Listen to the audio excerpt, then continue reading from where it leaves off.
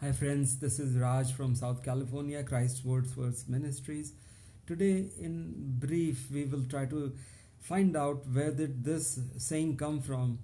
Be the change you want to see in the world, which is ascribed to Mahatma Gandhi, the father of Indian nation, an intellectual, a freedom fighter, a Mahatma. Gandhiji had huge intellectual power which stemmed from his great study and reading. I've been to his Varda ashram in India, and from there I found out that he was very fond of studying and reading. He was very passionate, and that increased his acumen, his understanding, his spiritual, depth, because it's all through study and then practice. Study, practice, study, practice. He was doing both, putting everything he was learning into practice. But today we'll be examining where did this come from, which is ascribed to Mahatma Gandhi. Be the change you want to see in the world, right? So this, as I was doing my Bible study the other day, I found out that the source of this was, although it was made popular by Gandhiji, and very he'll be blessed for that. The source was Jesus Christ, and we'll find out in a minute or two how. Alright, so let's jump into that. To find out where this comes from, it comes from the parable of the Good Samaritan, which Jesus narrates, or this is the story he tells us, or teaches us. It's in Luke 10:25 to 32. Alright, so let's read this, the Good Samaritan story, the parable Jesus, and then you will come to know at the end of it why did it come from Jesus, that be the change you wish to happen in the world, right? This came from this parable. Again I repeat, Luke 10:25 all the way to, I believe it's 37 or 38. My apologies, it's Luke 10:25 to 37. I'll be reading quickly so that we go through it rather quickly. At the end of it, you'll come to know it's crystal clear. I'm making no guesses or speculation here, it's just there. So we'll start with 25, Luke 10:25. On one occasion, an expert in the law stood up to test Jesus. Teacher, he asked us, the teacher of the law, what must I do to inherit eternal life? He asks Jesus. Jesus replies, what is written in the law? How do you read it?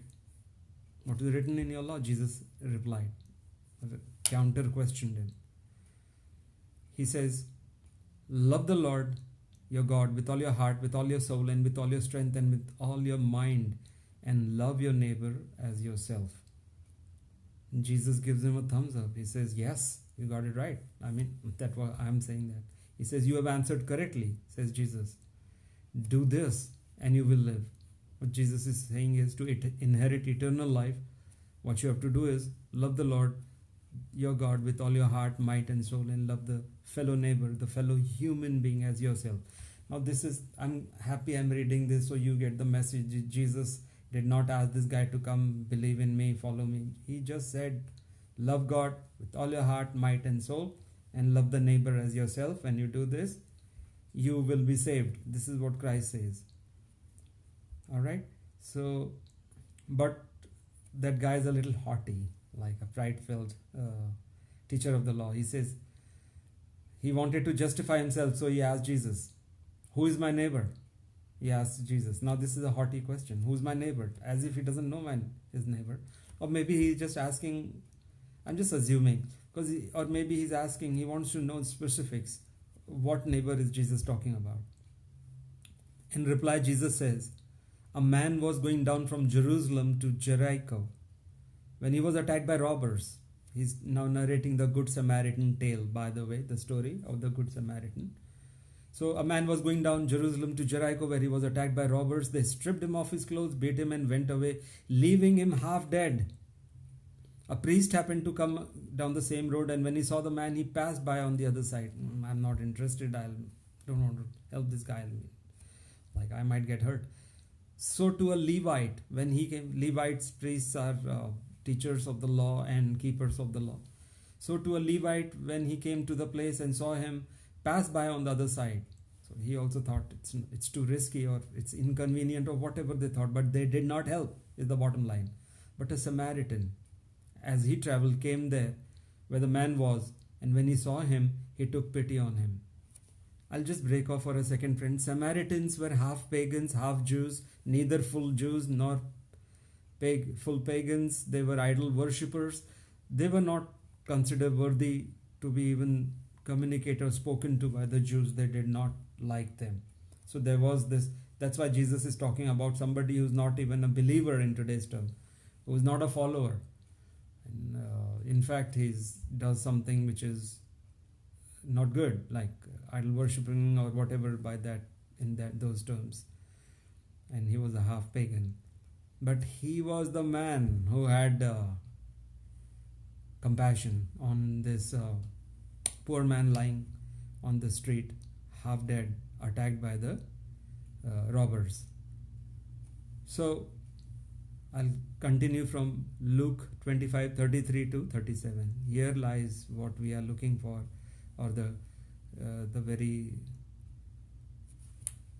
that's the subject of this video. Where did the change you're looking for in the world come from? But a Samaritan, as he traveled, came where the man was, and he saw him, and he took pity on him. He had compassion on that man. He went to him and bandaged his wounds, pouring on oil and wine. He was doing that on the street, without bothering those guys who have beaten him up, in fact mauled him, half dead, ambushed him. They could be hiding, waiting for the next prey, for the next victim to be. And this man could very well have been, and he knew that. We know that, right? But he was taking his chances. His compassion exceeded all those fears of being attacked. He said he must have thought, if I leave this alone, this man, he will definitely die. So he got down. He had compassion on him. He went on up to him, bandaged his wounds, poured on oil and wine, whatever he was traveling with. These can be called the first aid. Everything he used, he had to save his life. Not only that, then he put the man on his own donkey and brought him to an inn. They were the hospitals in those days, 2,000 years back.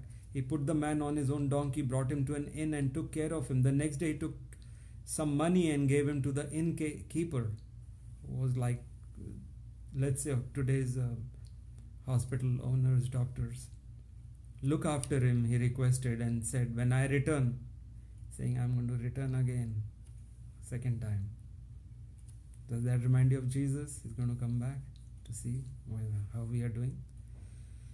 Look after him, he said, and when I return, I will reimburse you, compensate you for any extra expense you may have had. I paid the price already, but I am going to return and then pay.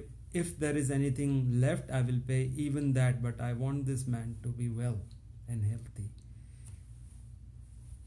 He requested then. Now Jesus asks, now pay a lot of attention, friends. This has happened. Now Jesus asked this question to the teacher of the law, who said, who's my neighbor, Jesus? Who should I love? That will help me be saved apart from God. So Jesus asks this guy, the teacher of law, which of these three? Now there is the priest, there is the Levite. Both are, one is the teacher of law, one is the keeper of the law. These are the religious people. And then the third is a non-religious guy. He's a good Samaritan, but who helped him. The third guy is not somebody who doesn't have faith, faithless man. In those terms, in those days. So this is important, to have the faith, to our working for the keeping the law in the temples. But the third guy has got nothing to do with that. Remember that. These are very important things Jesus taught. Then again I repeat, which of these three do you think was a neighbor to the man who fell into the hands of of the robbers? He asks the teacher of the law. The expert in the law replied, the one who had mercy on him. He is the one who's the neighbor.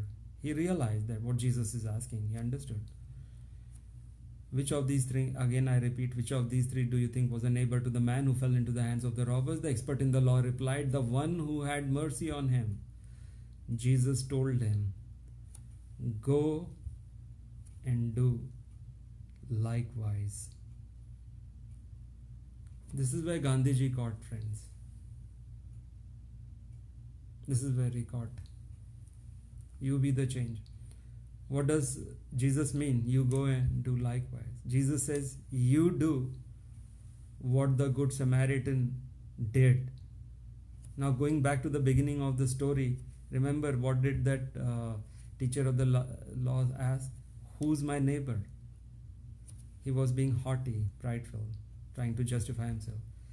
Jesus answers him this way, don't ask me who's your neighbor. You be that good neighbor. You be that change you want to see in the world. Don't ask me if your neighbor is good, bad, whatever. You be that. You be helpful. You be compassionate. You change yourself, dude, is the bottom line of this story Jesus was telling. When you change from pride and carelessness to compassion, loving compassion, where you care for even for stranger, it starts bubbling out of you, like overflowing from your heart, the feelings of love and compassion. You win the heart of the Lord, of God. God is one. It does not matter whether you're Christian, whether you're Hindu, whether you're Muslim, whether you are whoever. This Samaritan was a pagan, half pagan. They were supposed to be doing a lot of bad stuff. Now, this is the man who caught the heart of Christ. He captured his heart, and Jesus lifts him up high like a beacon in the sky. And he tells that teacher of the law, who knew the law like the back of his hand, he was a teacher, an expert. He says, dude, you be that change you're looking for in the world. Now this requires deep studying and understanding and heightened consciousness and spiritual awareness. I'm not praising myself. All my teaching revelations are coming from Jesus Christ. I give him all credit. I humble myself before him. I am nothing. He is using my mouth in these last days to share his word. This is all through his spirit that I'm getting it. Gandhiji also got the message that you be the change. He must have made a note there and then and taught it to the world. And to give Jesus fair credit, I came to know about Christ through Jesus Christ's teaching. He continually repeats in his books, mentions Sermon on the Mount. I was a Hindu. I had no clue what does Sermon on the Mount mean, because Jesus was very fond of Gandhiji was very fond of reading Jesus Christ and his words. I don't think he was reading any other text in the Bible. He was very fond of Christ. So he was fond of many authors, and he was a champion at understanding Sanatan Dharma, the Hindu faith, and the Vedas. He liked to examine and sift these books. They all carry wisdom, guys. It's not just one. And when you collectively read a lot of scripture from different places on earth, then you're able to understand. As Jesus, what Jesus was saying, Gandhiji picked up. And all credit to him. He described it in very simple words. You be the change you're looking for in the world. But to be fair to Jesus, the origin was Jesus. He told that it's there. You just saw it's in Luke 10, I believe, 37, where he says, you do likewise. So don't ask me who your neighbor is or why doesn't he be like this. You be like that. That onus is on us. We don't have to judge others. It is consistent with Jesus. Do not judge lest you be judged, and the measure you use will be measured up to you. Give grace to get grace, friends. Live with compassion. Let your compassion grow. And you be the change you wish to see in the world. The world will not change for us. Thank you, and hope you enjoyed the video. If you like it, please subscribe to my channel. I've uploaded a lot of videos. Please do share it also, because it's important to know where was the source of this hugely popular and now iconic saying ascribed to Gandhiji. Yes, it is came because he had paraphrased it, but the source was Jesus Christ. So together, I think it makes a great team. Jesus is the source, and Gandhiji makes it world famous. Thank you, and God bless.